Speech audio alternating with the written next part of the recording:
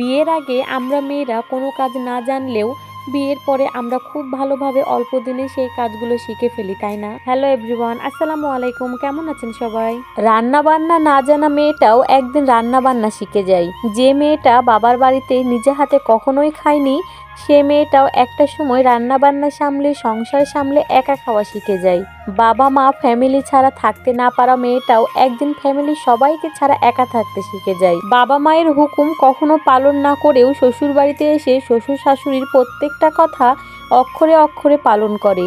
1 বছর, 2 বছর, 3 বছর এভাবেই শ্বশুর শাশুড়ির স্বামীর সবার কথা অক্ষরে অক্ষরে পালন করতে করতে যখন তাদের অত্যাচার বা উল্টাপাল্টা কথাবার্তা শুনে আপনি একটু বিরক্ত হবেন, ঠিক সেই দিন থেকেই বাড়ির বউ খারাপ, মেয়েটা খারাপ, আমরা মেয়েরা খারাপ। তারাও যেমন রক্ত মাংসে মানুষ, আমরা মেয়েরাও কিন্তু রক্তে মাংসে মানুষ।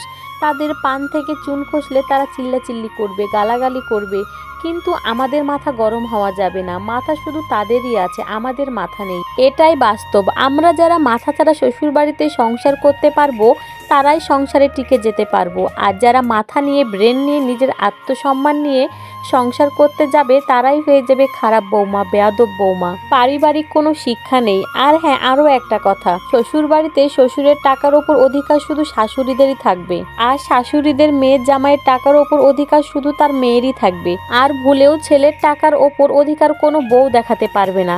এটা কোন ধরনের সমাজ ভাই বলেন তো? একটা মেয়ে যখন বিয়ের পরে সবাইকে ছেড়ে অপরিচিত একটা ফ্যামিলিতে যায়, তখন কিন্তু সেই ফ্যামিলি ছাড়া তার বিপদ আপদে তার মতো কেউ থাকে না।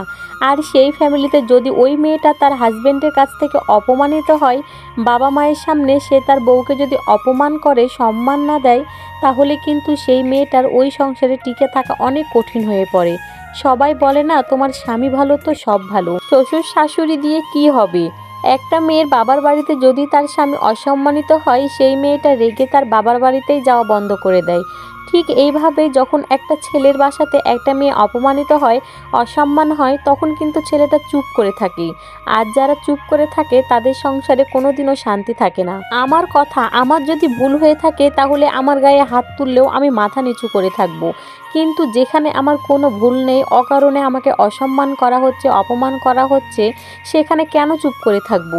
যদি ভুল ছেলেটার বাবা মার হয়, তাহলে অবশ্যই উচিত ছেলের বাবা মায়ের সাথে বসে ভালোভাবে কথা বলা উচিত। আর ভুল যদি তার স্ত্রীর হয়, তাহলে সেই স্ত্রীর সাথে একা বসে কথা বলা উচিত।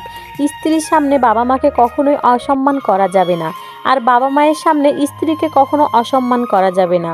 আমি যতটুকু বিশ্বাস করি ততটুকুই বলেছি। যদি কোনো ভুল হয়ে থাকে প্লিজ আপু ভাইয়েরা ক্ষমা করে দিয়েন। আজ এইটুকুই। সবাই ভালো থাকবেন।